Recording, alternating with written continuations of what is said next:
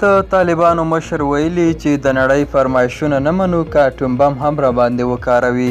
په سلامونو مو هرکلی کوم، زموږ یوټیوب چینل ته پخیر راغلی.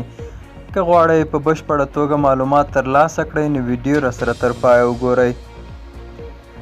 د طالبانو مشر ملا هیبت الله اخندزاده په یوه غږیز پیغام کې ویلي چې د افغانستان پر ملي راډیو تلویزیون خپور شوی او نوموړي ته منسوب شوی وایي د هیڅ هیواد فرمایشونه وړاندیزونه نه مني.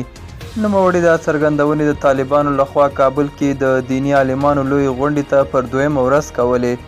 دا لومړی ځل دی چې د طالبانو مشر له کندهاره کابل ته ځي او یې غونډې ته وینا کوي. ښاغلی اخندزاده وایي هیڅوک دې نوموړي ته د حکومت مشورې نه ورکوي او ټینګار کوي که نړۍ اټوم بم هم راباندې وکاروي ټول مو ویلي کړي بیا هم د چا فرمایشونه نه منو. نوموړی وایي نړۍ نه غواړي د افغانستان حکومت پر خپله اراده وچلیږي.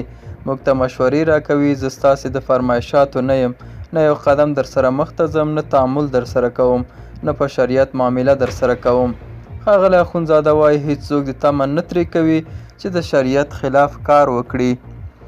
د طالبانو تحریک مشر غونډې ته په وینا کې وویل د افغانستان د جهاد بریا عموما ټول امت او په ځانګړي ډول د افغان ولس لپاره د الله تعالی ستر انعام دی. الله تعالی دې د ټولو قربانۍ قبول کړي. غونډې ته د طالبانو د مشر له وینا مخکې د غونډې مرستیال مشر مولوي اسماعیل له ګډونوالو غوښتنه وکړه چې د لاسونو په پورته کولو سره د امیر المؤمنین په حیث له ملا هیبت الله اخندزاده سره بیعت وکړي. دا و زموږ نننۍ چمتو شوې ویډیو. تر بیا ښه وخت، ښې چارې.